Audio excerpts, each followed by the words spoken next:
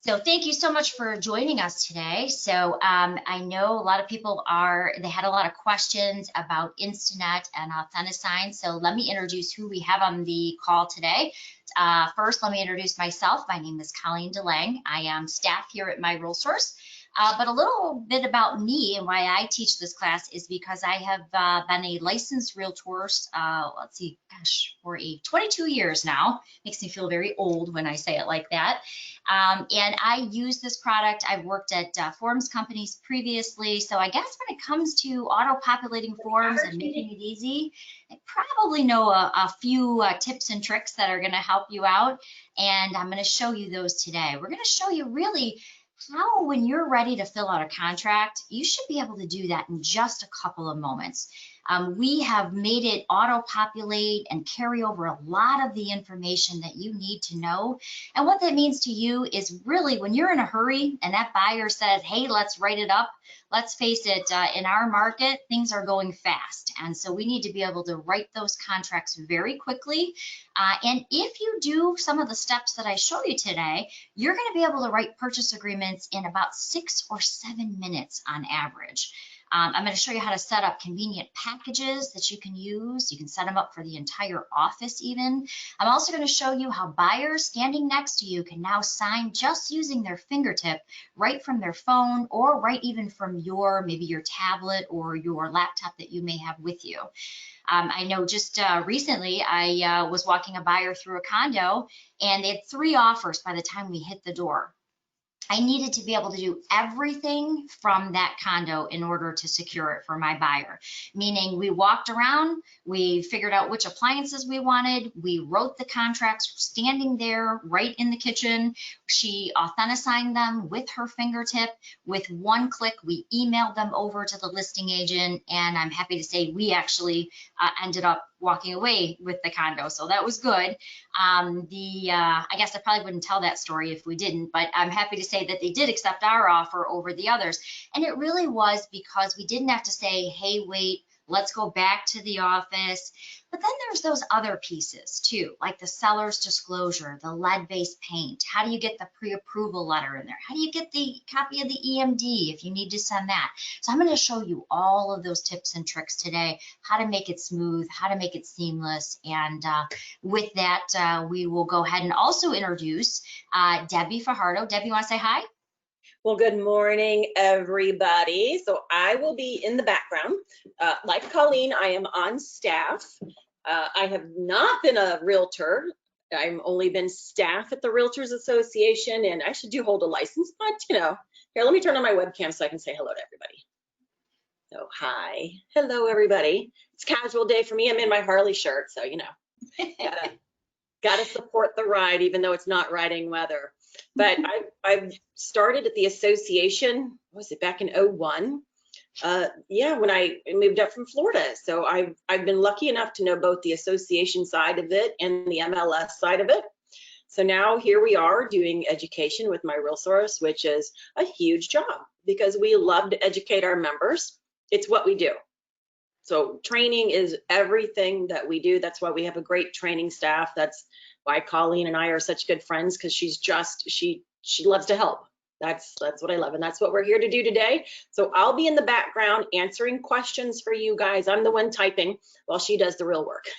So I sent out a link to our YouTube channel, which Colleen and I have worked very hard at getting a lot of content out there for you guys, divided up into playlists. So if you want help on Paragon, help on Transaction Desk, or your digital forms, CMAs, whatever you want, there's about 17 different playlists in there, ranging from short videos to long videos.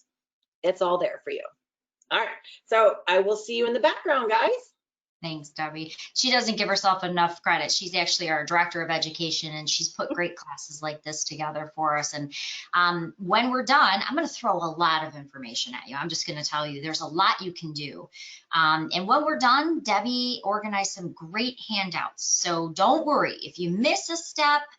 You can always type it in the question box that Debbie said she's going to be manning. So feel free to jump right into that question box, ask questions. If you need to see it again, don't be afraid to ask that as well. We're going to go at a pretty good clip, and sort of everybody takes in technology at a different level, right? Some people are really advanced, and then we've got some people who, you know, are kind of just getting started. So we're going to kind of go middle of the road today for everybody. But if you have an advanced question, don't be afraid to put it in the questions panel. So little housekeeping, on the right-hand side of your screen, you should see a go-to webinar panel. Now, it minimizes down, so you may just see a little bit of a strip. If you click on that red arrow, it's going to expand that strip, and in that strip, you will then see the questions box. Don't be shy about typing in your questions. If you need to see something again, that's why we're just doing this for your office. So I want you to walk away today with going, you know what? I picked up quite a few things, and this is really going to be helpful for us, okay? All right, so let's get started. I am going to go ahead and take my big mug off the screen here. That's way too much hair to have to see this early in the morning. So we're going to go ahead and start actually sharing our screen here. All right, and Debbie, are you able to see that screen where you are? Yes, ma'am. That is the home page of your transaction desk management system. Perfect. So, and I know I talked to Alexandra briefly just via email. So there's a couple different levels of Instanet. So let's start there. What I find for brokerages, and I come from a brokerage of about 500 people, what I find keeps us most consistent at our brokerage is having office level packages set up. And what I mean is, as an agent, I do not want to have to go and find 9 different forms to take a listing. We have 9 required forms at my office. I want to simply click on my listing package. I want to have them all drop in. And on top of that, I want to also be able to know that not only are they dropping in, but they're all auto-populating for me as well. I don't want to have to spend time to do that.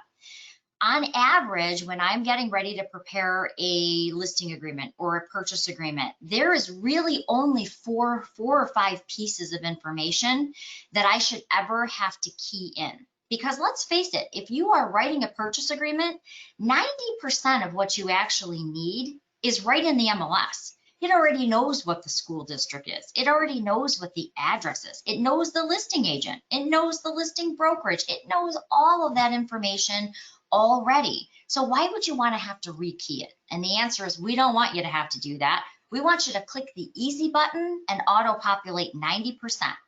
Now, of course, it's never going to know what your buyer wants to pay. So that is one of the things you're going to need to add. It's not going to know your buyer's contact information. That's one of the things you're going to need to add. But it's actually very minimal information you actually need to key in. Now, do you want to review the information? Absolutely, because sometimes agents do make mistakes. But when you're on the listing side, I'm even going to show you how to pull in from the tax records. So the 90% of that information should be there as well. All right, so we're going to divide this into 3 parts today. The first part is going to be on the buy side. We are going to say that you're working with those buyers out there.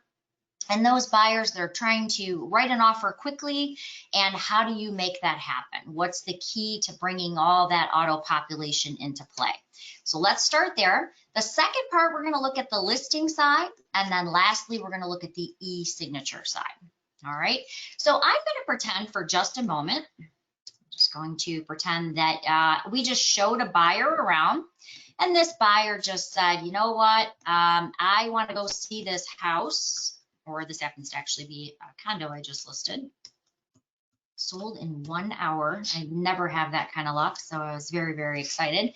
So they have just taken a look at our 41190 Turnberry condo. So I'm going to go ahead and I'm going to pull up that property, and you're going to notice a whole bunch of icons right over here to the left. Okay, and these icons are basically quick action links. The one that we're looking for here kind of looks like a blue tidal wave or a blue splash, if you will. When you click on that, it's designed to take all of the information that has been filled in to this listing and pull it over into your transaction. Okay, so when you run your mouse over this little blue icon, you're going to notice it says start a transaction. That's what I refer to as our easy button. So it's basically going to take all that information and it's going to say, hey, you're on the purchase side. We know that. Why? Because it's already listed, right? So we know we're on the purchase side. What do you want to do with these contracts? Okay, so what we want to do first, as you can see, it's bringing over the name or the address for our file. The next thing I want to do, well, because I work at a brokerage that has already established their package, do you see how nice it is when I am creating a buy-side package? I'm literally just going to pick on that particular package. All of those documents for the purchase side are going to drop right in and start auto-populating. So I'm going to say, all right, I want to pick my buyer package. Because it's listed in the MLS, I am now going to represent the buy side. It's telling me what the MLS number is. It's telling me that that's labeled as a single family home or a residential condo. And then down below, the most important piece is, who are you in this deal? Where are we filling in your contact information? Now, if you're setting up your packages for the office, you can even have this automatically filled out. But in this case, I am the selling agent.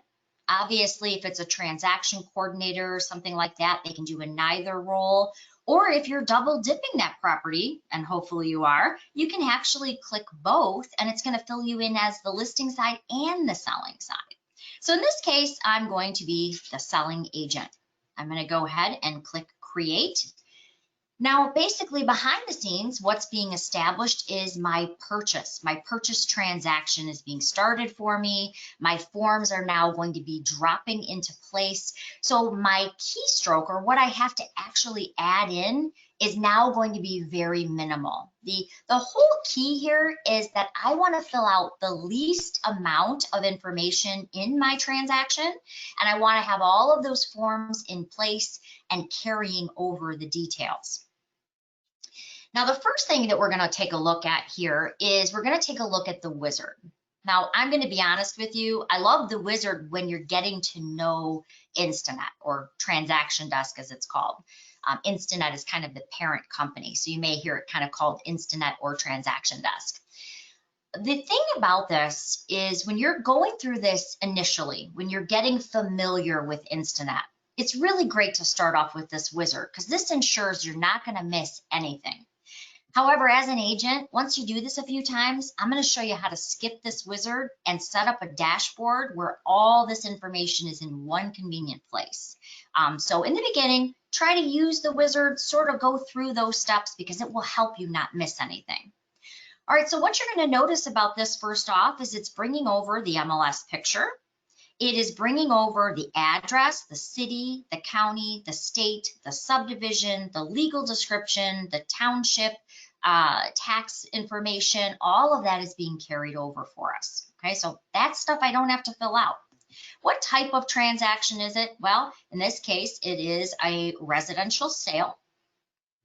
As we scroll down, now keep in mind this wizard is kind of generic. So it really isn't looking to find out at this point, well, I'm only going to give you the purchase information, or I'm only going to give you the listing side information. It's kind of generic. You're obviously going to fill out the information for your side of the transaction.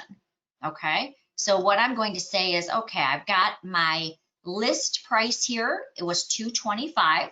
What does my buyer want to pay? So I'm going to simply scroll down to my purchase information. Now, 90% of the property information is already here for me. So really my job is to fill out, well, what is that additional information I need to fill in? Well, that's obviously going to be my purchase price. So we're not going to take any chances on this. We're going to go $230 for our purchase price. We are also going to say maybe our buyer wants to do a $2,000 deposit. And by the way, maybe you have a counter offer going on and you need to add an additional deposit. You can go ahead and do that. Down here, here's a little cheat.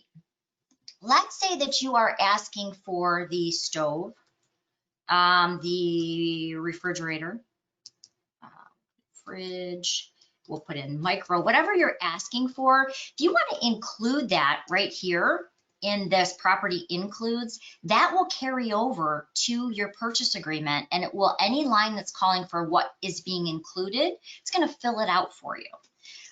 If there's something you want to exclude, like maybe there's I don't know, a swing set in the backyard or an above ground pool that you want removed before, you can actually put what it's going to exclude here too. So as I scroll down, I'm going to fill in as much information as I have, and then I'm going to go ahead and hit the next button. Now these are this next area, the second step of our wizard, is really where you're going to enter in your important dates. Obviously with TRID, we want to let them know, when we're planning on closing, when they're going to get their mortgage in, when their commitment date's going to be, when we're expecting those documents to go out. And you can make this really as detailed as you want.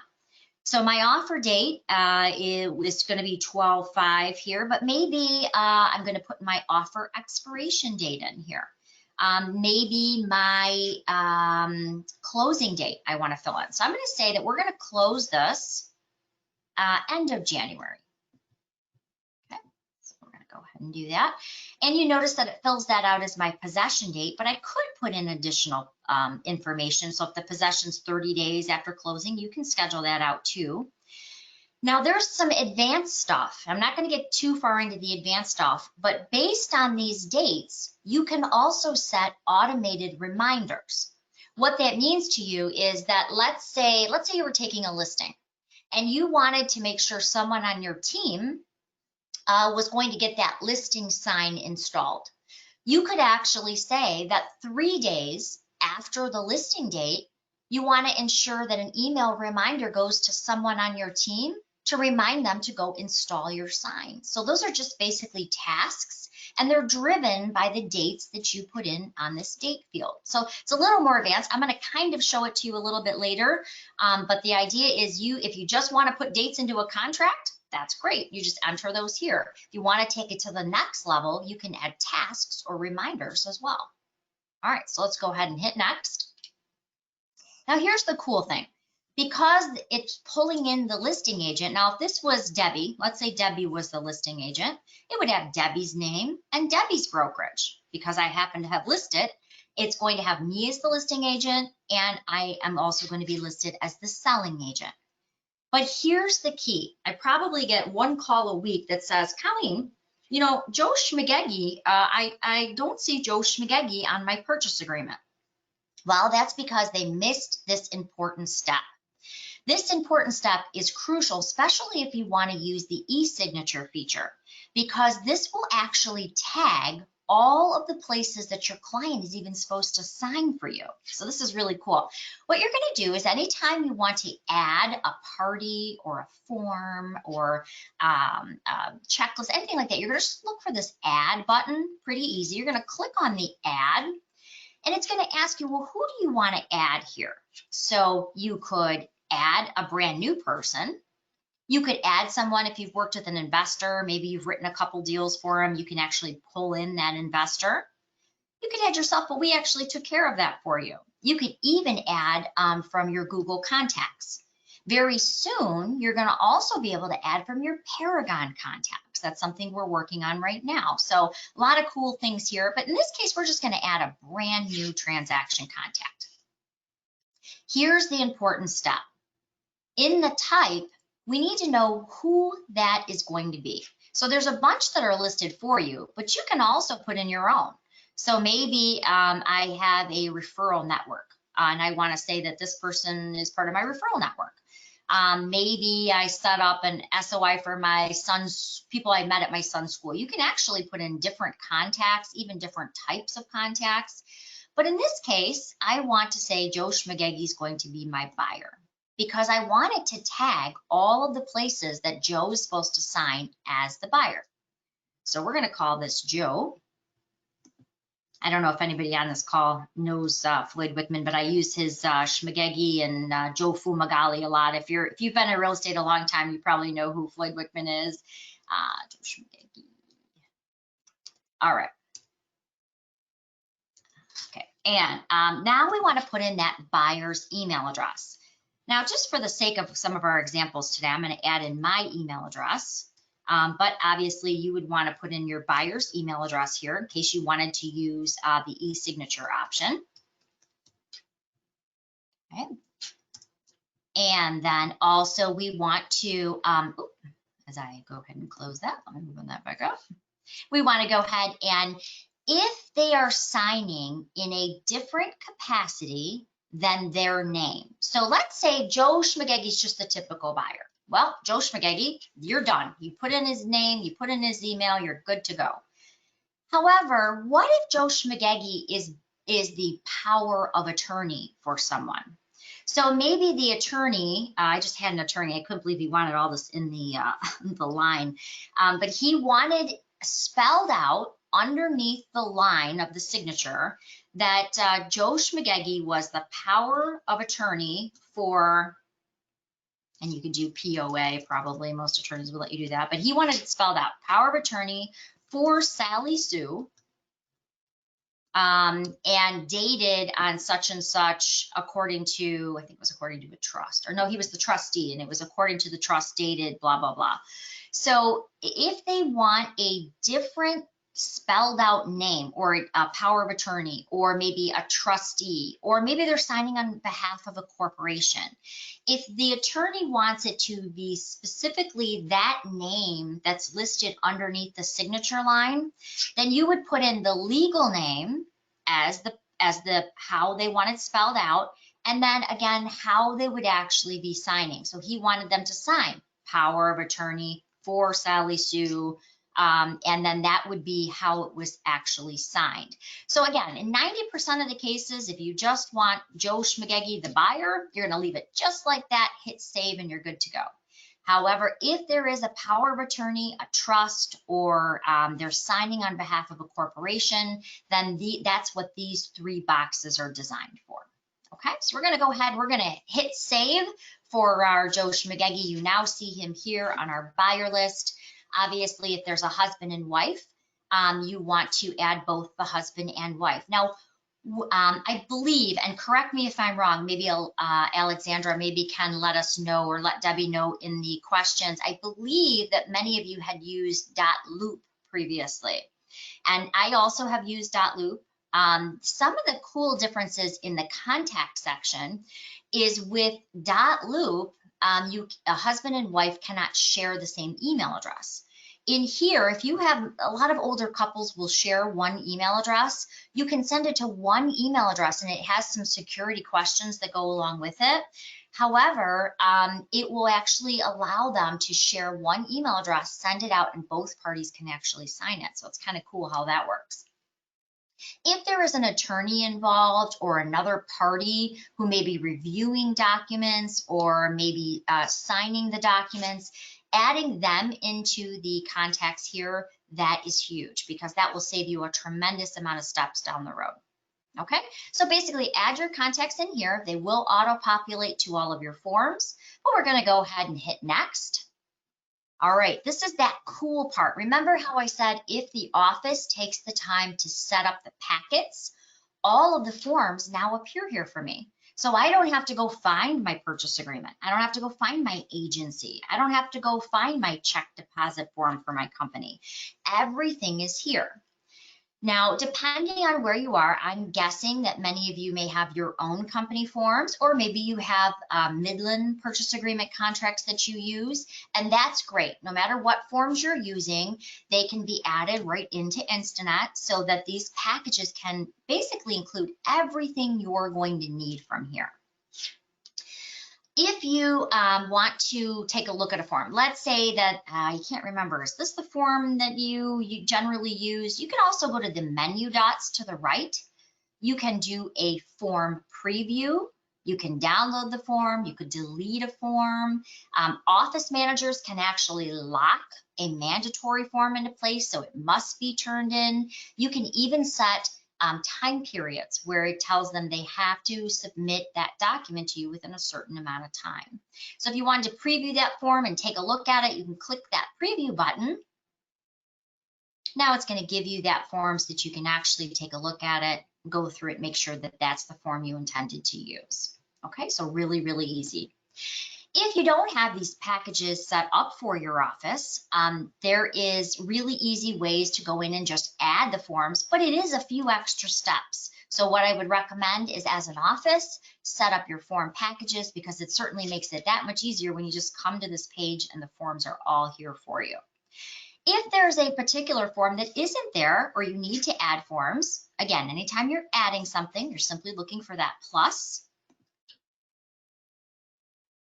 And now it's going to open up your library of forms that are available to you, but I'm going to show you some little tricks here too.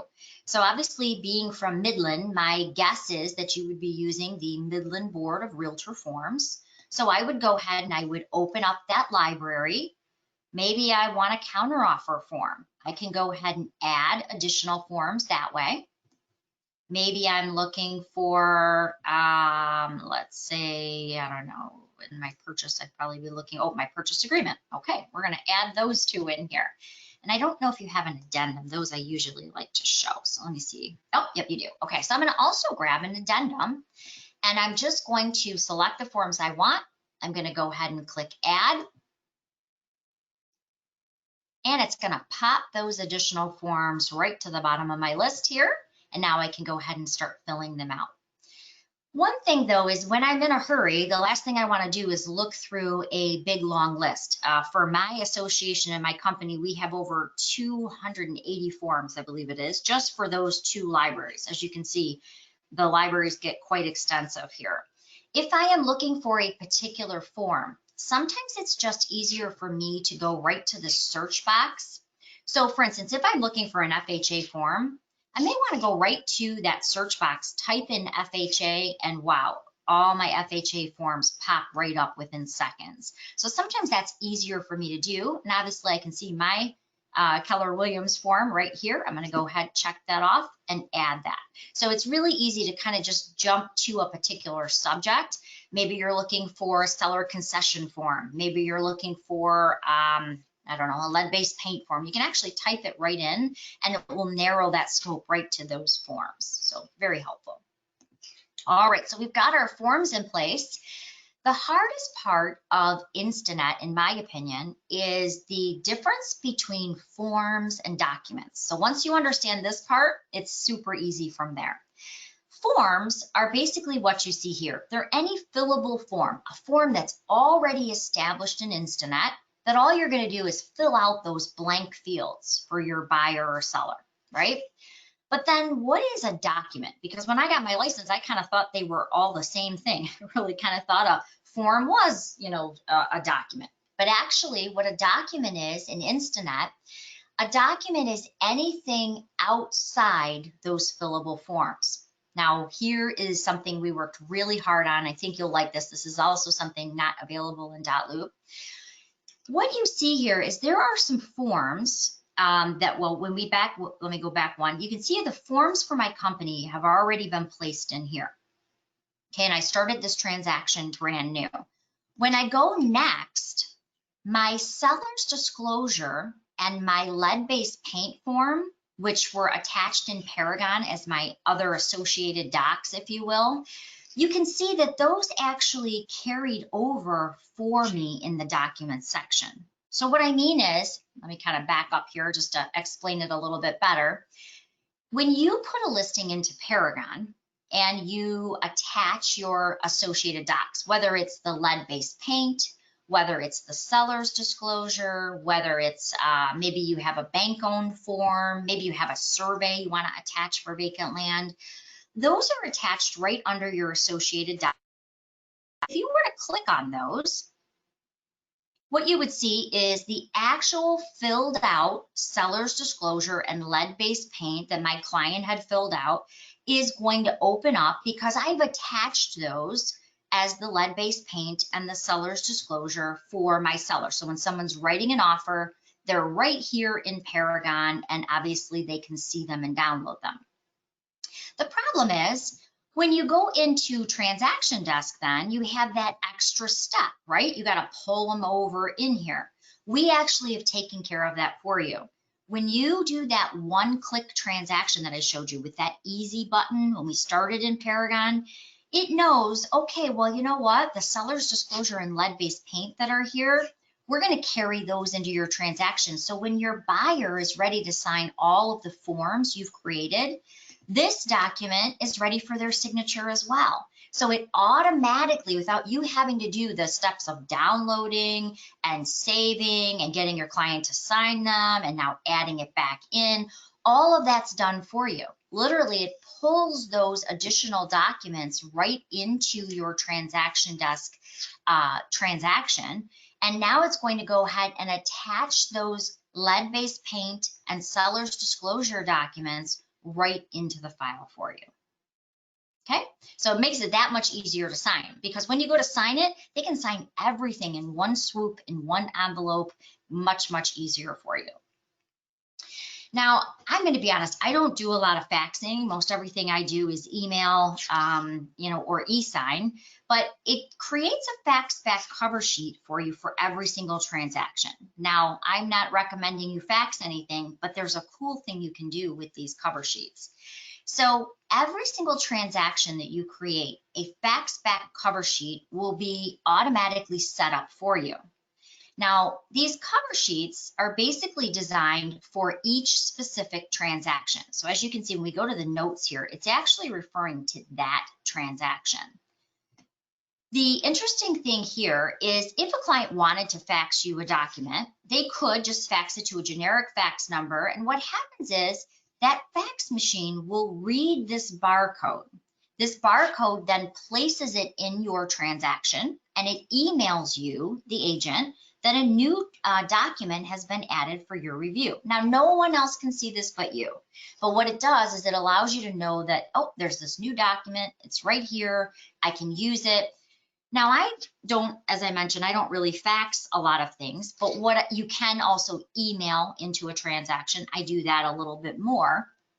But what I have done with these fax cover sheets is sometimes if you are still working with a title company that gives you those paper closing files, sometimes those can be rather long, I actually print off one of these cover sheets and I will fax or email it using this sheet. So it goes right into my transaction.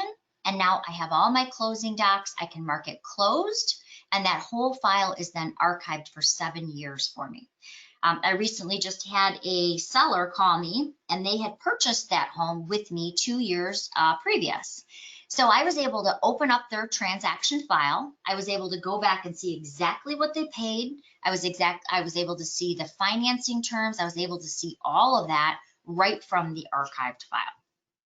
Okay, so hopefully that helps a little bit. And again, if you have any questions today, feel free to go ahead and type them in the, oh, thank you, Alexandra, for letting me know that it was .loop that you're coming from. Great. I'll try to point out some of the key differences that I found in using the two systems. Okay. If you want to create outside documents, let's say Alexandra has a great checklist, maybe a checklist for turn-ins. You can add those right to the documents, Alexandra, for the whole office. Maybe you have a home warranty form that's not in Instanet and you want everyone to have access to it. You can add those into documents because, as you can see, my company also has some additional documents that they require, a commission letter. If there's a particular commission, if we reduce our commission, we generally have to do a commission letter. But basically, those are dropped right into the documents portion, and then that allows you to keep everyone consistent. They have everything they need for every single transaction. How do you add those outside documents? Well, again, anytime you're bringing anything in, you're going to click Add. Now, the cool thing is if you have something saved on your desktop, I'm going to show you my very messy desktop here for a second. Let me close a few things here. If you have something maybe on your desktop that you want to pull in, maybe you have let's see, I think I have an amendment on here. We'll pretend that this is a seller's disclosure or an amendment. What I generally will do is I will shrink my screen a little bit, and I will pull that document right into that drag and drop. And what you're going to see is it's now added that document immediately. So again, let me do that for you. You can click Add. you can just drag and drop, and you can do up to 20 files at one time, by the way. So, and it's very, very quick, as you can see. If I want to grab my, let's say we'll grab my executive form here. I'm going to go ahead and grab that, drag it onto the drag and drop bar, and immediately it's loaded. Very, very quick. You can grab multiple documents at one time and do that exact same thing. Now, if you're not comfortable, some people really don't like to drag and drop. You can also click the add. You can click that bar that says drag and drop, and you could also search your computer. So I could say, okay, I want to drag and drop these forms right in there. I just highlight 2 of them, really quick, really easy. I'm now pulling those 2, maybe executed forms, maybe a home warranty form, maybe pre-title work you have. One of the things I always recommend is having your pre-approval letter ready, so that if you're writing from the property you're standing in, that pre-approval letter is ready and ready to go for you. Okay. If you've brought in a form, let's see, which one can we use? Let's use the, let's see which would probably be, let's use the affiliated business form for an example. If I've brought in a form like maybe a counteroffer, this would be a really good example. We're going to pretend for just one moment that this is, let me see if I can actually grab a purchase agreement. That'll even make more sense. If I can quickly find a purchase agreement, I think, no, I don't have one handy. Okay, so we're going to pretend for a moment that this affiliated business disclosure is a purchase agreement. Okay, so bear with me, do a little pretending here just to kind of point out some features.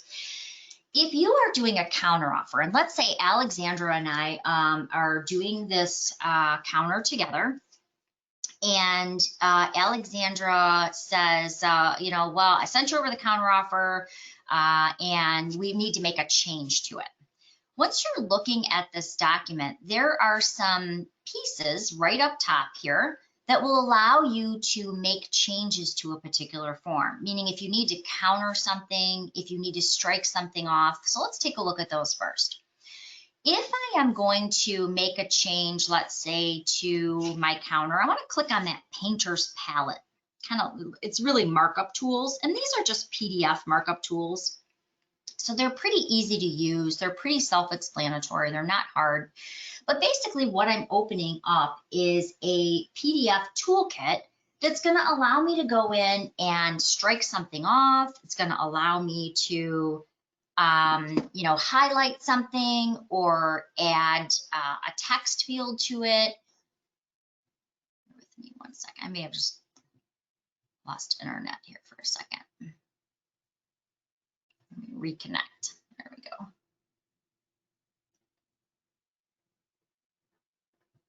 There we go. All right, apologize for that. So if I need to highlight something or I need to cross something off, the tools are right up here at the top. So if I click on this line tool, for instance, let's say that this said we were going to offer, or they wanted a home warranty. And my client says, yeah, no, we're not going to do a home warranty. It's a seller's market. We don't need to add that in. Maybe I want to cross something off. Maybe I want to make a change to it. Now, let me just stress that where I am, we're allowed to do cross off as long as all parties initial. Obviously, this is a broker and association, and since you're at a different association than I am, obviously see your broker or your association on what your policy is for using these tools. So I don't want to step on anybody's toes. For me, where I am, we actually just cross off something that would not be applicable, and then we have all parties sign. But if your brokerage policy or your association policy is different than that, then obviously follow that policy. What you can do is you can highlight things. So if I need to point out that there's seller's concessions, and maybe I'm presenting this offer via email, maybe I want to highlight that. Maybe there's also a redact. So if I want to cross off a whole particular paragraph, I can do that. Now, I generally don't do that, I'm going to be honest. I usually just make those changes. If there is a purchase agreement, let's say that our purchase agreement is asking for $2,000 in seller's concession. And I say, yeah, we're not going to do the $2,000, but maybe we'll give you $1,500. I can also click on the text box. And again, only if this is your policy. Every association is different and every brokerage is different. But I can go ahead and add in different text boxes so I can still make changes. I can also move those around into place. I can change the font size. So maybe I want to make this match a little bit better. So we're probably going to need to bump it up to maybe a little over 20. Maybe I want to go ahead and do 25. You can do that. Maybe I want to bold it. So you can make all those types of changes very easily. And again, you can move it around. You can make these text boxes smaller. If you didn't want it on there, you can totally delete it altogether. So there's a whole bunch you can do. And these are just basic PDF tools. But when you're countering something, if your association or your brokerage counters that way, this is a really nice way of not having to start all over again. Now, if you've sent out a document, and let's say you realized, you know what, we're going to change that 2,000. If I did a text box and I just put the, let's say the 1,500 over it, well, it would look really messy. So here's a little tip. If you're changing your offer and you don't want it to look all messy like that, if you simply right click using these PDF tools, you can change it from transparent to white. So I can actually remove what I originally had there, and now it looks a lot better than it did. So obviously you can change the size, you can change the font, and that's all very helpful. Now, again, I'm not sure your association policies or your brokerage policies, and like I said, I teach it, I think, 11 different associations around the state, so everybody's a little different. But obviously these tools are very helpful when you're trying to counter or you're even trying to highlight something. And so it just makes it that much easier to use. Another one that I kind of wanted to show you is if you are, we're going to jump back one. If you have a long document, let's say somebody sent you an offer and you are only doing a counter to one of the pages, what you can do, I'm going to do a real quick preview here. If you have a multiple page document, so what you see here is I have a 7-page document. But there are times, especially when people send me an offer, and what I mean is, let's say you sent me an offer, and in your offer you have the purchase agreement, you have your agency agreement, and I just want to send the purchase agreement over to the buyer for signature. Maybe I don't want to send everything. Or another example is if you're working with the buyer and you generally want to send, maybe you want to send your buyer's agency contract with the purchase agreement and all the documents to be signed in one little envelope. Well, when I'm turning around and sending that purchase agreement to the co-oping agent, I generally don't want them to have my buyer's agency agreement if I have contact information and other information. Now, I want them to have my agency. Now I'm talking about your exclusive buyer agency that maybe it has their phone number, their email, if they're paying you, you know, a retainer fee, something like that. Then in that case, I may not want that document to go to the co-oping agent, but they signed it all in one envelope. So how do I take that page out? For me, I drive a lot, so I need to be able to do all of this on my phone. I am going to show you how to download the app so you can do all these things on your phone too. But a lot of times when I'll get an offer, if I'm excited and I want to get it over to my buyer to bottom line, I may not want to send that co-oping agent all of the pieces. So in order to do that, next to the markup tools that I just showed you, there is a document slicer. And what that means is I can take a page or a document apart and just send the pieces that I want to. So let me show you how this works. So if I'm driving along and let's pretend that my exclusive buyer agency is page 5 and 6 here. I'm going to say, well, you know what? I'm only going to send page, we'll say I'm going to save these first 5 pages to send to the co-oping agent, okay? I don't want them to have my buyer's agency, which are the end 2 pages. So what I'm going to do is I'm going to select the pages I want to send to that other agent. And I'm always going to do a save as, because I never want to mess up my original, right? I always want to make it new. And I'm going to say co-op agent offer. We'll say that. Okay, so it's my co-oping agent offer I'm going to send them, but I've cut off my buyer's exclusive agency pages or form. So I'm going to go ahead and I'm going to basically reduce that 7-page document to just the 5 now that I want to send over to that co-oping agent. Okay, so you see what basically what it does is it creates a new PDF with just the pages that I want to send that co-oping agent. Okay, so not only are there document tools for countering, but there are also tools for slicing up the document should you need to send it to someone without a particular document attached. Sometimes a lender will only want certain docs. Maybe they just want the PA and the addendum. You don't want to send them all the other stuff. This is a great tool to be able to do that. And again, you can even do this on your phone. Okay, go ahead and close that up. So basically that is the whole wizard. Now, normally, I'm going to be honest, when you're going through this wizard, from start to finish, it's going to take you probably less than 3 minutes to fill all this information out. I told you all the extra stuff, so obviously it takes much longer. But really, if you think about what we did here, we clicked the easy button. It filled out 90%. We added our buyer's sale price. We added our buyer's name, and we added our dates. Everything else should really be there for you. My forms, my documents are all here. So voila, we're done. We're going to go ahead and hit the done button. And now that auto population is all filling into the forms. The important piece is, as I mentioned, you may not want to do that whole wizard every single time. So really, I'm going to show you how to set all of those same pieces right into your dashboard. So at any moment, you can do it from one simple screen that you're seeing right here. But before we do that, you're probably thinking, hey, that lady with the big hair, she hasn't shown me one form yet. Well, you're right. Under the form section right here, any form I want to go in and start reviewing, I'm just going to simply click on the form title, and it's going to open up the editor. This is, again, where we're going to make any changes. We're going to review our documents. All of that is going to be right here in front of us. Okay, everybody seeing that? Again, if you have questions or you need to see something again, don't be afraid to jump into that questions panel, and then we can go ahead and address those to the group.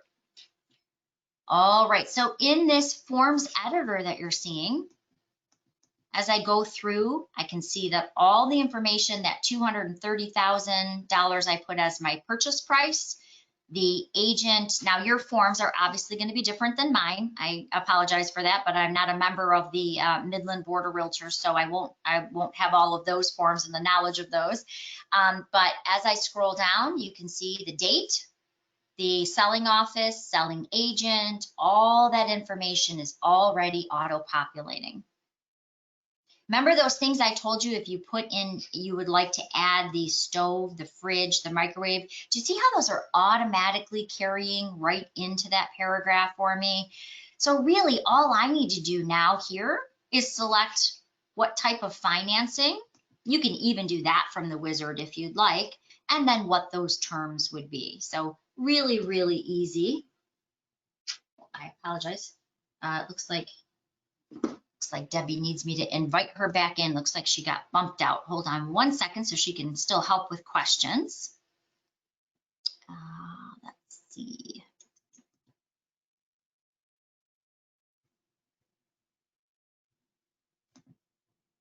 I apologize for whatever reason. She seems to have gotten bumped out, so we're going to add her back in.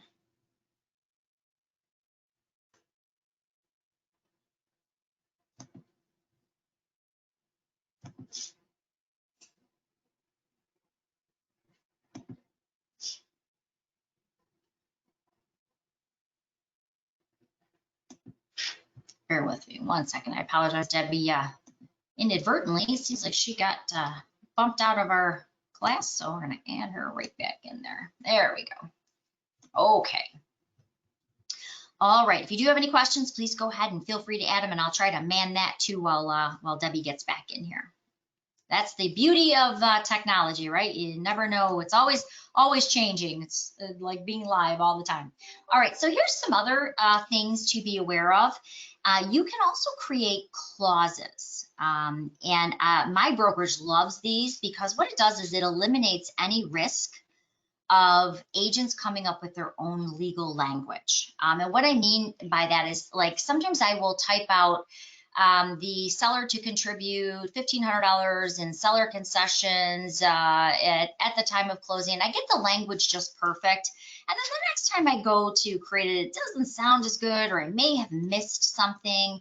Keep in mind, you can actually create clauses as an agent or even as an office. So you're going to see a clause button right up here in this top line. And that's really what that's meant to do. So I'm going to go to your Midland addendum here for just a moment. This was a good one to show clauses in. I'll kind of show you a little bit how they work. So if your brokerage has some predetermined legal language that they may like you to use for maybe affiliated business, maybe you have to disclose that you own a title company, or maybe you have to, you have a home warranty company and there's certain language you want to use, or maybe how many times do we type in something like the buyer has 7 to 10 days to complete their home inspection and all results must be in writing. We type that stuff over and over again. Here's a little tip. When you're going to use something like that, you may just want to set up that clause. And you can set it up for an office. You can set it up, as I mentioned, you can set it up for just yourself. But maybe I want to say all appliances are going to stay with the home, or the EMD is going to be deposited after offer acceptance, or buyer has 7 to 10 days to complete the home inspection, something along those lines. Those are kind of good examples. When I hit OK, what you're going to notice is they have been added directly in there without me having to type a single thing. Now, why I bring this up is brokerages who are trying to eliminate some risk of maybe new agents creating their own legal language on their own. It's really nice when I, as an agent, can go to the clauses and I can say, okay, just let me use one of my office clauses. And I've got them, again, all listed out, and I just pick the ones that I want. You can even separate them into categories like home inspections, home warranties, seller contributions, business affiliations, things like that. You can actually have that really just listed out for the agents to choose from. That takes away them having to key it in or forgetting to key it in, because that can actually be just one click and it's inserted. All right, so that's what clauses are. Obviously, you can change your font, pretty self-explanatory. When you're jumping around in the forms editor, you can just click on that transaction form button and you can jump from one form to another. So if I want to jump right back to my purchase agreement, I'm just kind of jumping around. Remember, right now we're in that editor section. So this is where we're going to be making changes, or we're going to be adding something, to our agreements. And these would be the forms that you've created. If I go to File, I can obviously save. It will auto-save every 30 seconds, so don't worry. If you forget to save something, it will actually do that for you. You can add new forms. You can save forms as a PDF and download them. You can copy a form. People always ask me, Colleen, why would you ever copy a form? Well, one good example of that is we have a seller's net sheet that tells the seller how much money they're going to get at the table, right? So if I have a net sheet and I have a lot of those already put on, what the title is going to be, or what the transfer tax is, and I have the address all filled out, I may just want to copy a high one, and I may want to copy a low one, so I can go ahead and just tweak the numbers on that second one. So you can always copy a form, and it makes it a little easier. If you've made a mistake, you can erase the current page or all pages. You can even do a watermark. So maybe I want to mark this as a draft. I just want my seller to take a look at it. I can go ahead and literally put draft across the form so we know this isn't the actual, it's just a kind of a draft so he can see what we're going to be writing on our purchase agreement. Okay, and if you want to remove it, by the way, it's that simple too. You just go to watermark and remove. You can remove one particular form. You can print a form as well. You can send forms out for email. You can, again, mark them up from here. So really, really easy. You can add additional documents. It's pretty self-explanatory. Once you go right down that file column, pretty easy stuff there. The others are more just tools, saving and exiting, with your changes, not really hard stuff. Okay, so we're going to go ahead and we're going to save these. Again, if you forget to save it, don't worry, you're going to be all set. I'm going to go ahead and exit out of the form manager. Now, everything that I showed you in that wizard can be done right from this helpful dashboard. And what I mean by that is, remember when I said add a contact in the wizard? Remember we put in Joe Schmagegi? If you go to that little box right here, and I click on the plus, I can do the same thing. I can go in and add that same screen will pop up, but I want to do it all from this convenient dashboard. The only thing is, out of the box, this dashboard is usually blank, or it usually has some things that you won't use that often. So what I would recommend is unlocking your dashboard and picking the things that you use often. Now, what I recommend, and by the way, by picking them, I mean just drag the item literally right onto the dashboard, and it's going to be there for you. What I recommend you have on your dashboard is the stuff that you have in your wizard. The overview tells you what file you're working on, transaction contacts in case you need to quickly add someone, additional documents, additional forms that you have, and you can add those as well. The other one I totally recommend is adding Authentisign, because everything your clients sign automatically goes back into your transaction and resides right in this box. So remember I said my seller who called me, they were a previous buyer. I went right into this Authentisign box in their file, and I see where they signed their purchase agreement, where their closing docs were signed. Everything was right in this box for me. All right, so hopefully that makes sense.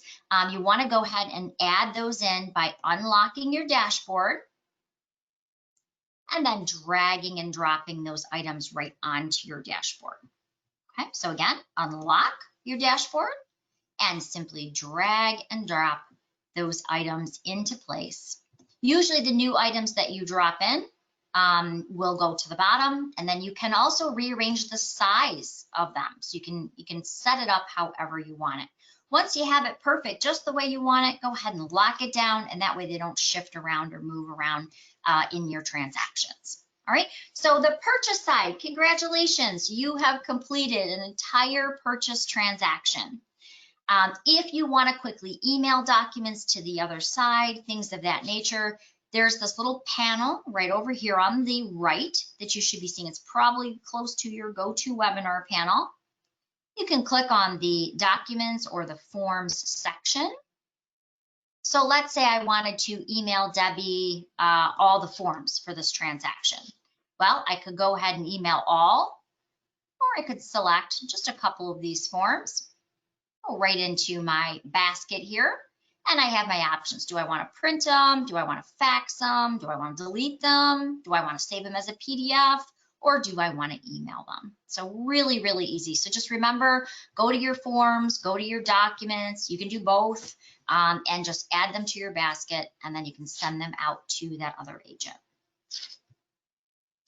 Alrighty, so that is an entire purchase side transaction. We went over it from beginning to end.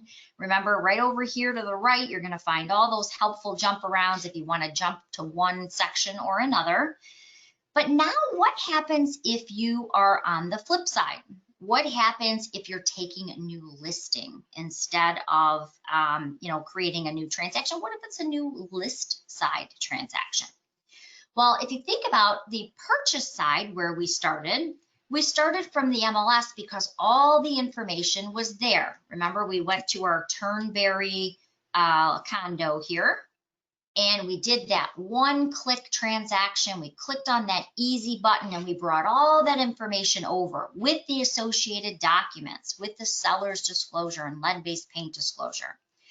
But if you're taking a listing, well, first of all, I really don't want to trust anyone else's information, right? I want that to come from a municipality or your tax records, because I want that to be right. I want to know what the tax ID is. I want to know all the information from the actual municipality.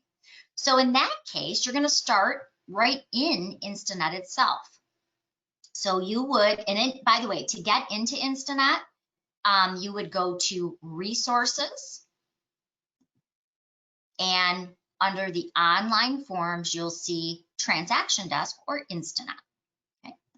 So once you click in there, it should take you to your list of transactions, that little house over here. You should be able to see those.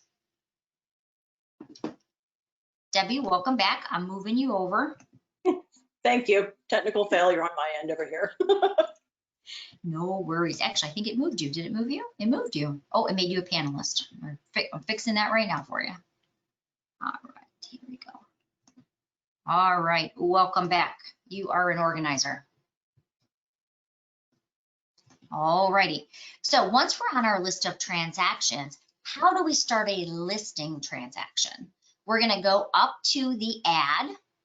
We're already in Instanet. So the difference really is on the purchase side, all the information's in the MLS. So we just want to pull it into our purchase documents. But on the listing side, we want to pull in from the tax records, because those would be more trusted than trusting, some agent put it in correctly previously. And sometimes, quite honestly, it's never been listed before. Maybe it's an original owner. Maybe it's new construction.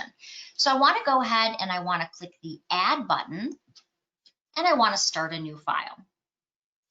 Kind of like when we started the other way, we're going to give it a name, which we're going to make our address for our listing. So I'm going to do 41539 Wessel.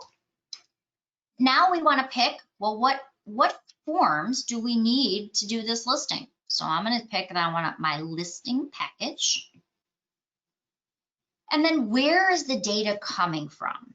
Okay, so what I want to do is I want to pull the data right from Realist. So I'm going to pull it from the tax records, which you have access to, by the way. Not only do you have access to it, you have all 83 counties in the state of Michigan that you can pull from. So I'm going to select Realist, which is the tax records. But now, when Brian built this, I was all excited because he told me we're going to get these one-click transactions. Brian's our technical wizard, if you will. But then he said, okay, all you got to do, Colleen, is go in and fill in the tax ID. And I looked at him kind of funny, like, do you think agents memorize the tax ID? Because we do not. We know addresses, Brian. So he put this magnifying glass right over here to the right. When you click on that magnifying glass, there is only 3 pieces of information I ever want you to fill out in here. And I'll tell you why. This works kind of like Google. The less you put in, the better off your search is going to be. So if you are taking a new listing, well, one thing I know is the listing is going to be in what county. So you're going to pick the county so it can go into those tax records. So I'm going to say this listing's in Macomb County. Well, what's that street address? It's going to be 41539. And it's going to be Wessel.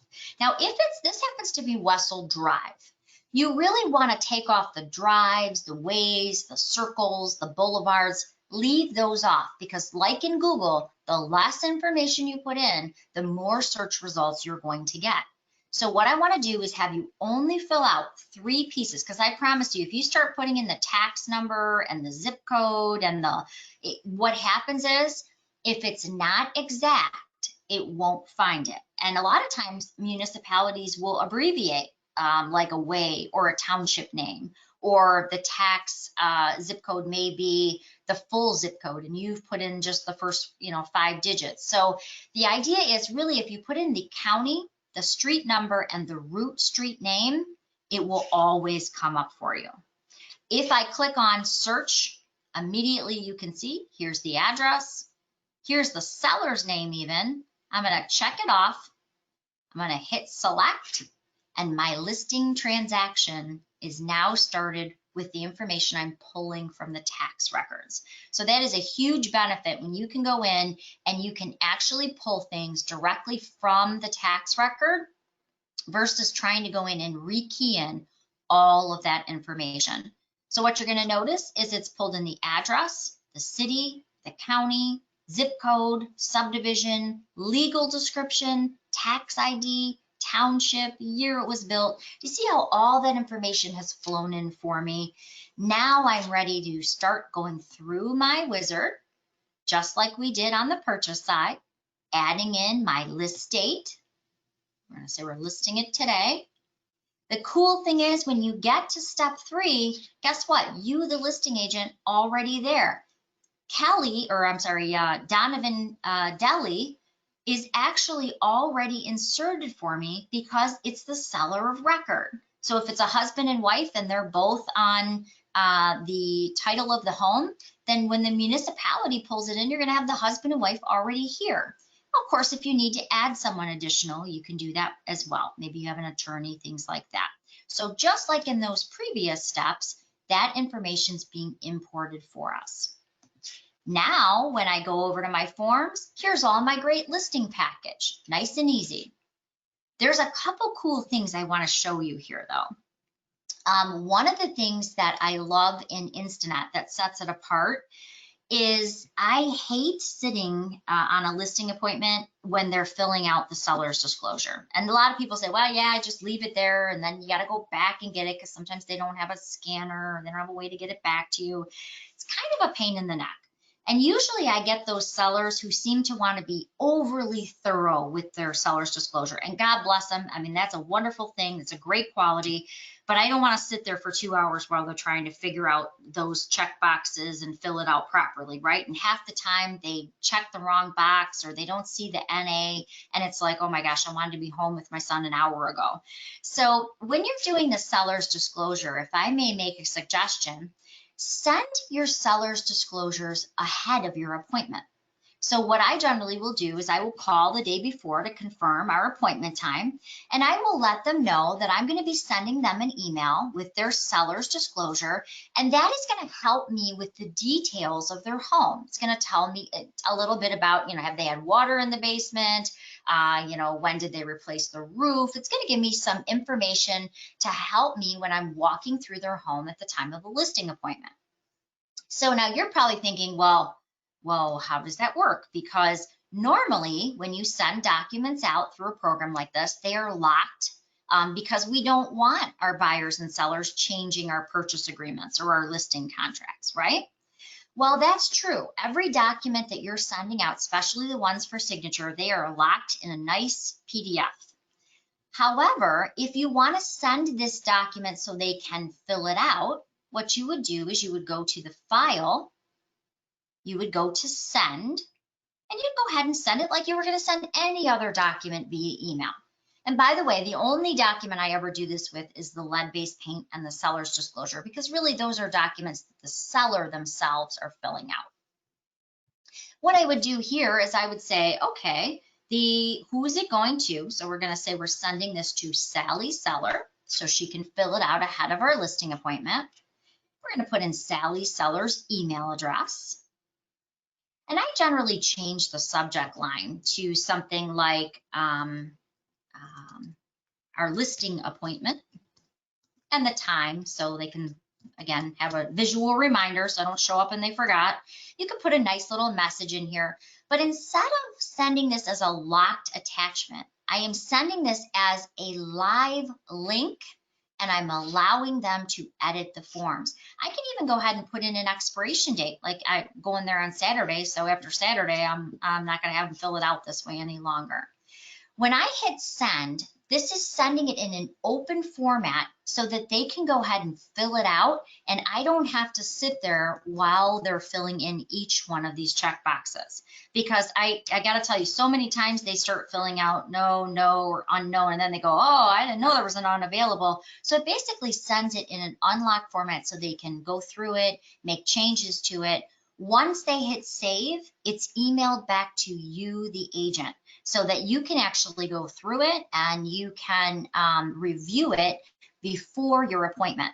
A lot of times I'll actually just print this out and I will just have this, obviously ready with their paperwork so that they can go ahead and sign it then. You can also send it for e-signature if you're not with them or, they're out of the county or something like that. Let me go ahead and show you what they see on their end, because my concern is obviously the client. Is it going to be easy for them? Are they going to be able to actually, open it easily? So in my email over here, I see the listing appointment never fails. I always get the really weird ads whenever I am doing a demonstration like this. The other day I was actually, I swear to goodness, I was actually opening this to show this same example, and there was a Viagra ad over to the right with like a picture, like we all don't know what that's going to do. So I apologize for all the fashion ads to the right here. But if you go over here to the left where it says listing appointment sent to my seller, let's take a look at that. As you can see, it comes from me with my branding. Now, the nice thing here is I like that it comes from me, Colleen DeLange, because they do not know who Authentisign is. They don't know who Instanet is, but they do know you as their trusted agent. You can see that it was sent from me. My contact information and photo are right down below. And then over here is our seller's disclosure statement. All they need to do as the seller is click on it. Gives them some basic instructions that it's their seller's disclosure form. But when they receive this, they're able to go in. They're now able to check the boxes themselves. If they make a mistake, they can also uncheck them. The fields are open, so they can go ahead and type information in, but it's nice and easy at the top. They have a choice to print it, or they can just save it. Again, they can choose to do both. They could print it out and then save a copy. As soon as they go in and save this, within about a minute's time, what you're going to see is a pop-up at the bottom of my screen that's saying, whoever I sent this to, Joe Schmagegi or Sally Seller, has filled out your seller's disclosure. Now, what happens is I get an email of notification, but now when I would go back into that file within Instanet, I can actually see what they've checked off or what they've filled out into these fields. So it's just a huge time saver so that you don't have to stay there all night while they're actually filling these documents out. Now, Alexandra, if you can do me a huge favor, I can go over creating packages, like listing packages and sales packages, if you want the agents to do that on their own. Again, I think what works best for most brokers that I talk to is that they like to actually do it as an office. So it's very consistent and all of the forms show up the same for everyone. But it's your choice. If you could let me know if you're going to set them up as a brokerage or if you're going to let them set them up on their own, that would be great. If you're going to set them up as a brokerage, then what I do is I just give you a call maybe a little bit later today or when it's convenient for you, and I can actually help you, walk you through putting those forms together in the packages. However, if you don't want to take the time to do that and you want the agents to do it on their own, I can kind of show them how to do that here too. So we would like to create, okay, perfect. If that's okay, Alexandra, what I'll do is I'll actually reach out to you directly afterward, and we can do something like this, and I can actually help you set those up. We can share a screen. You can tell me what forms you want in there, and I can actually have them all done for you today and lickety split. So if that works for you, we'll go ahead and go that route. That way the agents don't have to all do their own individually. Okay, cool. The next thing I want to show you, I'm going to go ahead. Oh, and by the way, as you can see, I got the message as the agent at the bottom here that's telling me Sally Seller just filled out the seller's disclosure form, and now I can go right into Instanet and see what she filled out. Okay, so just really, really easy. Lastly, on the transaction side, I'm going to go ahead and exit out of here, is setting up your branding, because when your documents come to someone, you want them to have your look and your feel. You want them to have your marketing. As I showed you, my photo and my information was at the bottom of that email. Well, you want to go ahead and have that same look and feel. In order to set that up, you're simply going to go over here to the left-hand side of your screen. You're going to see some icons, and you're going to see some gears over here. Those gears are going to allow you to set up your preferences. So if I go to preferences, obviously you can go in, you can change your phone number, you can change your cell phone number, you can, office information is pretty, it doesn't really let you change it because we actually auto feed that for you from Midland. You could put in your email signature. Again, I like my photo in there, my email signature. But here in branding, this is where you want to put your banner and you want to put your photo. And that way, anything coming from you has your logo, your photo, and your banner. So it looks very professional and is consistent with your marketing brand. The other thing here is be very careful. Please don't put your photo in this email banner. I got one the other day, and it was a very, very nice lady. An older lady had accidentally put her photo in the banner. And unfortunately, when it came across, all you saw was like 19 inches of her forehead, right? Because it stretches that banner out. So make sure you get them in the right place. Otherwise, because I have a big old forehead, you get this picture of my forehead and nothing else, or maybe my big chin and nothing else. So you want to make sure you put your banner in here and then your photo in the middle. That way, everything coming from you is going to have that consistent marketing. All right, so congratulations. You did an entire purchase transaction. You did an entire listing right from the tax records. So just to recap, when you are on the purchase side, working with the buyer, you always start in the MLS. You always click this easy button, pulls over all the data for you so you don't have to fill information out again and again. When you are on the listing side, you want to make sure you're starting from Instanet and you're pulling right from the actual tax record. So all that information is accurate and correct. So remember, you're going to go in here, you're going to click on add, and you're going to pull in from the tax records. Now, by the way, I'm throwing a tremendous amount of information at you, and you're probably thinking that lady talked so fast to get it in the hour and a half. Well, don't worry. I'm going to leave you with super great resources. I'm going to leave you with cheat sheets and handouts for every single thing that I showed you today. So don't worry. If you're not taking detailed notes, you're still in good hands. I'm going to show you where to get all that great stuff. Hey, Colleen, is this yes. where you teach them how to fish? Yes. That's one of our sayings at the office, show me how to do it. That's the teach me how to fish and I can catch my own fish instead of you giving me your fish. Exactly. So I'm kind of just running you through all the possibilities. I'm running through everything it has to offer for you. However, when you're doing your transaction 3 months from now, you're going to be like, oh my gosh, I can't remember a thing. But don't worry, I'm going to leave you the fishing net even so you can go back and see all of that information. By the way, Debbie has done such an outstanding job of writing these cheat sheets. We were getting them from places like Transaction Desk, for example. Now, Transaction Desk is out of Canada. They speak differently, they use different terms, and when we got them, quite honestly, we were like, what? So what we did is Debbie actually rewrote them in short and sweet, easy, step-by-step. There are 2 and 3 pages. They have big arrows. Click here. This is what this does. Click here. This is what this does. She's made them very simple. And I think there's 70 of them for all of our different products. And they're printable. You can save them. They're really cool. So I am going to leave you some really, really good resources. So by now, I would be feeling a little overwhelmed. So if you are, don't worry. Everything we went over today has a really quick and easy cheat sheet, and I'm going to leave you where you can find them all. But lastly is now we've got our branding in. We know how to do a purchase agreement. We know how to be on the listing side. We've set it up so now it's working for us. We've got all of our associated docs.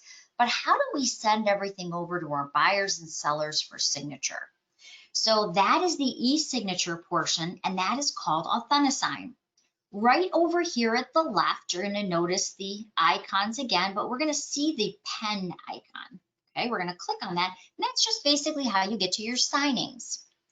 Now, I have to be honest, I use this a lot. As you can see, I've used it 5 times, I think, just this week. The e-signing works like this.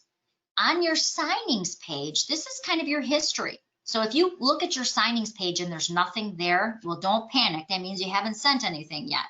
But how it works is you can see where the status of a signing is at any moment. So for instance, if I'm working with a buyer and they call me and they say, Colleen, we never got our purchase agreement. And I go into my signings and I see it's in the gear, I know I missed something because it's still in the wizard, never made it to my client. So I know this is something I did not complete on my end. And I can tell that just by the symbol next to the status here. If I see this blue ribbon looking thing, that means that everybody I sent it to has signed it, it's back in my file, and everything is perfect. It's perfectly done. If I see a lightning bolt like this one, well, that tells me that I did my job as the agent, but it's waiting on one or more parties to sign it. Matter of fact, sometimes I will actually create a signing and I will have forgotten a form, or I will have forgotten to add a party. So if I go in here and I'm like, oh, or maybe I need to edit their email address. So I can open up something that has been started but hasn't been signed. I can go in and edit an email address. Now, if they've already signed it, I can't edit that. But if they haven't signed it, I can go ahead and I can edit their information. I could also copy this envelope. So let's say I forgot a form, I want to copy it with all the parties, but I need to add that additional form. I can do that. Or I can even resend it to the parties that haven't signed in case they didn't get it. So if, for instance, let's say Kim here, let's say her email was wrong. I could go in, I could hit edit, change her email and resend it. So it's not going to go to Carrie, who's already signed it, but it will go out to Kim now so she can complete it. So really cool tools that way. But let's go ahead and let's do a brand new signing so you can see it on both the agent side as the creator and what that consumer is going to see. How easy is it for them? Because that's really the biggest part, right? So just like in the Instanet program, if you're starting something new or adding it, you're going to just simply click the add button. Now, what do you want to call it? So I might want to call it purchase agreement for, let's say for, what was it? 41190 Turnberry. Got the address there for a second. Now, here's the most important step. If you remember nothing else about signing, remember this. You want to tie it to the transaction in Instanet. And why? Well, of course, you want all those signed documents to go back and be part of your file.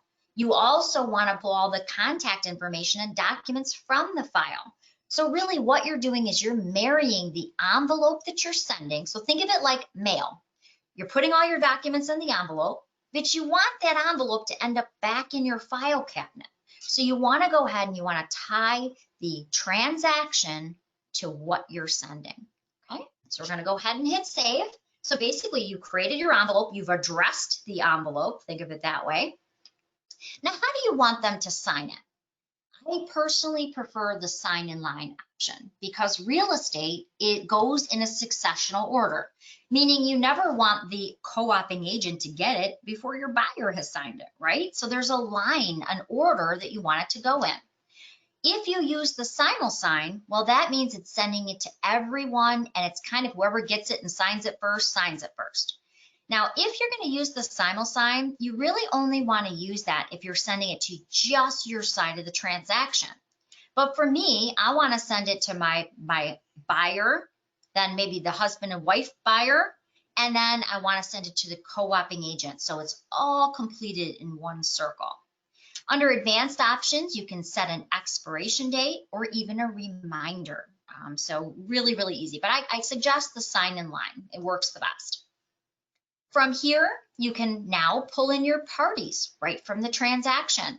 So here it's saying, okay, in your transaction, there's a listing agent and or let's say a buying agent and a listing agent. and I have Joe Schmagegi, our buyer that we set up.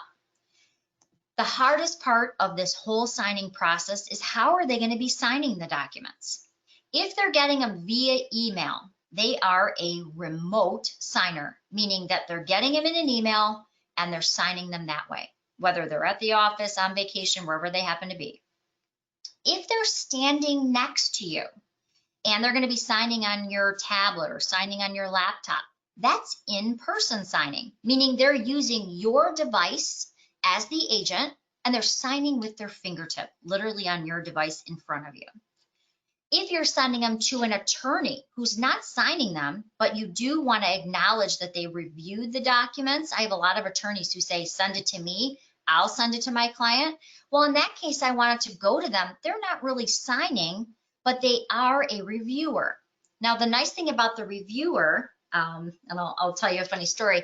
I had a first-time home buyer. She had just turned 21, and she said, you know what? Let's just do this. Send everything to my dad. He's bought lots of houses. He can just sign for me. Well, unfortunately, we can't do that because that validity of that signature would not be there.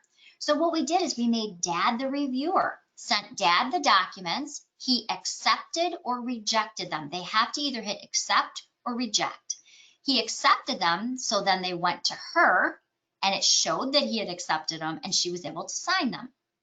Same thing with an attorney. If the attorney hit reject, it would stop the signing process altogether and it would notify you, the agent, so you could pick up the phone and call and find out what had happened. If you have a title company or you have a lender that you want to receive the documents after everyone has signed them, that's what this CC rule is. Now, please don't get confused. I get this call all the time. Well, I CC'd them and they didn't see it when it went to the buyer. No, it doesn't work like that. The CC here is only if you want them to get it after everyone has signed it. So for instance, if I want the title company to get it with a personalized message for them, like I have a divorce situation going on right now, and if I want the husband and wife to be in separate rooms for the closing, well, then I would CC the title company and I would say, hey, we got a divorce situation. They're going to bring the divorce decree, but please put them in separate rooms. So I would actually make them a CC on the envelope. Okay. In this case, I'm going to say they're remote signings. We're going to go ahead and just keep it nice and easy. They're going to get it in an email and they're going to go ahead and sign it. So I'm going to add these parties in and it's that easy. Remember that you do have to put them in the right order. I had the nicest lady call me a couple of weeks ago. She said, Colleen, I took your class. I love it. I wrote my first purchase agreement. I used it. And she said, I'm so embarrassed. I have called my buyer 11 times. He's not getting the documents. What is going on? I felt so bad. She was like almost in tears. I literally pulled off the road and opened up her account so that I could actually find out what was going on. And what had happened was she made her the first party, right? Because she witnessed her contracts. Well, unfortunately, they couldn't get to Joe Schmagegi here, the buyer, because they kept getting emailed to her and she hadn't signed them yet. So remember, there is an order here. If you need to change the order, just drag and drop them in the appropriate spot. Number 3, and we're almost done here, is just picking the contracts. So what are they going to be signing? So I'm gonna have them sign, let's see, I'm having them sign their purchase agreement. I have them sign their addendum, whatever it is, just check it off. By the way, you'll notice both documents that you may have brought in as well as documents or forms that have been filled out, both of those are on this list. So those seller's disclosures that were automatically imported for us, right here, nice and easy to select. And then lastly is just where do you want them to sign? Now, the Midland board forms, most of those are actually already tagged, meaning it knows where the buyer and seller are going to sign it, and it will tag it for you, but of course you can change those. You can also add additional documents if you wanted to. But as we go down to the design process, what that really is just placing any additional tags that are not already there for you in the appropriate place. So as I mentioned, most of the Midland documents are already tagged where a buyer and seller are going to be signing them. So all you're going to do is review the tags and maybe add any additional tags. So Joe Schmagegi here, let's say Joe is signing. we're going to go ahead and put Joe's signature blocks in any place calling for his signature.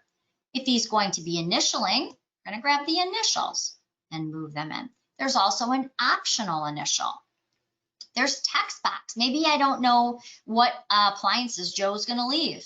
I could go ahead and move a text box in so Joe could fill that information out only in that box. That's the only change he can make.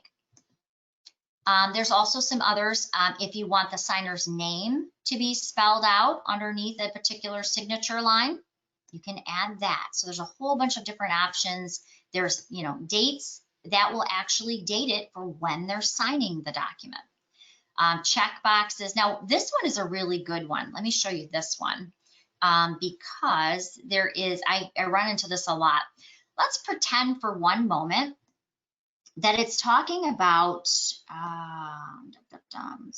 if you're going to have a home inspection or not. So let's pretend for a moment that possession here, those two check boxes, are you going to have a home inspection? Are you not going to have a home inspection? If you opened these up with optional check boxes, guess what would happen? Your buyer or seller would check both of them, right? Because they don't know these forms like we do. That's where these radio buttons come into place.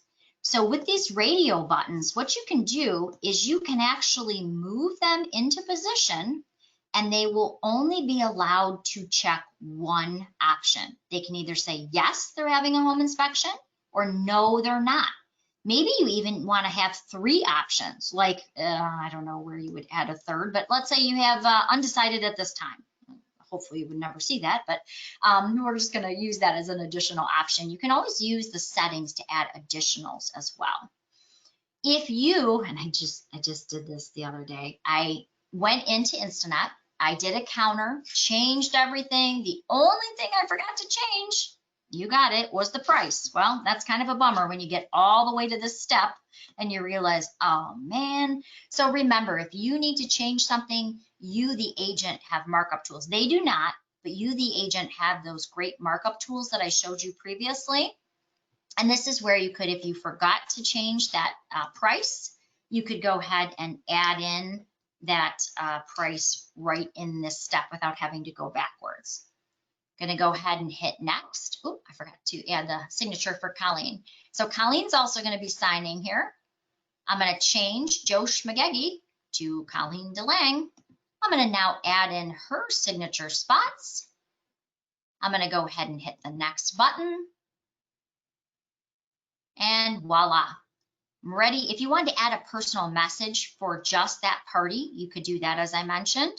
If you didn't want to do that, really all you have to do is hit send invitation and it's off and ready for your clients to sign it.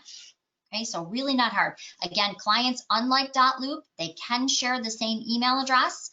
When your clients do receive it, remember it is coming from you, the agent. Now it shows it's in the wizard status. It's going to show that it's now been delivered to their email address in just a moment. So if I refresh this, you're going to see in about 30 seconds it takes, it's going to show that it's now, oh, even quicker, it's going to show that it's now been delivered to them for signing. There we go. Now you can see that it's actually been delivered to them for signing. You get that little lightning bolt. All right, so the last thing is, what do they see? So they see that, again, that user-friendly interface that is going to come from you so that they recognize it, because obviously they have no idea who Instanet is. They have no idea who Authentisign is. And so within about a minute's time, they're going to go ahead and they're going to get that in their inbox. And this is where they're going to go in and they're going to be able to simply click to apply their signature. So I'm going to go ahead and see if I can refresh this. There we go. All right, your signature is requested. So my buyer has it. Let's see what it looks like, because that's what always concerns me is, what does it look like? What does it look like for my buyer? Obviously, .loop being purchased by Zillow has made many people decide to go to Instanet. I've always been a huge fan of Instanet for some of those features. But when it comes to them, remember that buyer is going to get it with your branding. So make sure you add that in. They're going to hit the start signing option. Again, your contact information is all listed below in case they have a question. But for your buyer to sign, it's super simple. They are literally going to be given the option, would you like to use the signature we've set up for you? Or would you like to create your own signature? So they have the option if they have a touch screen, and they can do this on their phone, by the way. They can use the signature that's established, or if they have a touch screen and they want to just, draw their own signature, I'm never very good at that, they can do that as well. And we'll ask them for their initials too. Okay, so I'm just going to use the signature setup for Joe Schmagegi here. And as you can see, I tell them to review it first because it is going to jump them to each signature. So I tell them, please go through, review it, read it over well, call me with any questions. And then all they're doing is simply clicking on every place. You see how it's only letting me pick one. If I wanted to change my option, I could pick the other. Remember, we did those radio buttons.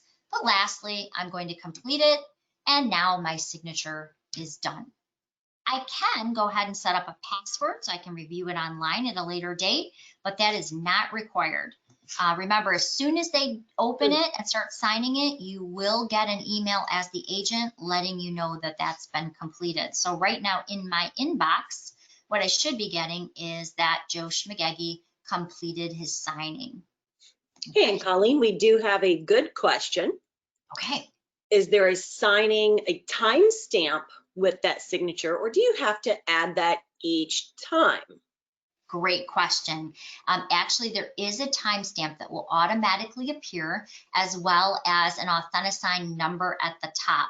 It is legal and binding in all 50 states. It meets the e-sign requirements, which are that it must include an email address that it can be traced to, a time and date stamp, and so all of that is included. So it automatically will appear at the bottom. If you need an additional date field, like where they fill it in, that is available, but you do have to add that.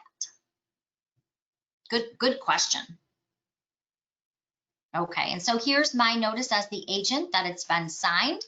So it says Authentisign is notifying you that Joe Schmagegi has opened and completed the document.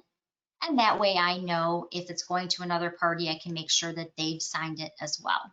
Okay, so it just lets you know every step of the way where that document is.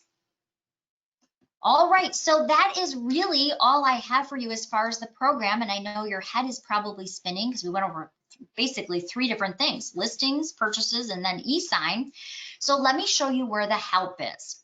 Right inside of Paragon, you will find MLS documents. This is where all the great cheat sheets are that Debbie wrote. And so where you're going to go is right to the education folder. Okay, you're going to see 2 folders, by the way, MLS and Midland. You're going to go to the MLS folder. You're going to click on the word education, and it's going to open up a whole list of cheat sheets. If you want the Instanet cheat sheet, let's say you want to know how do you send that seller's disclosure, type in the word Instanet or transaction desk, and both of them will immediately pop up all of the options. You want to know how to slice a document? Here you go. You want to know how to send that seller's disclosure? Here you go. You simply click on it. You can go ahead and you can save it as a PDF. There's big arrows. Debbie's done a fantastic job.